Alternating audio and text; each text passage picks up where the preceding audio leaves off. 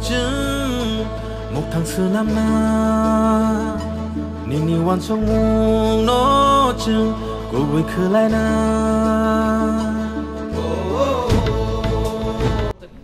The agreement which has been signed by Honorable Home Minister, Government of Tripura, Home Ministry, Government of Tripura and Tripura Motha, it should be implemented in spirit. And for that, we all agreed that my sister would be the candidate from Motha and BJP to be sent to the Parliament, so that we have a person in Delhi who will actually fasten the process of implementation of this accord. You see, signing an accord is one thing, but we need right people in Delhi who will not put roadblocks. And I think after 75 years, indigenous people of Tripura also need a sense of hope, and that can only happen if we all work as a team. So I'm very happy that we are going there today for her nomination, and believe me, we will win by a record margin.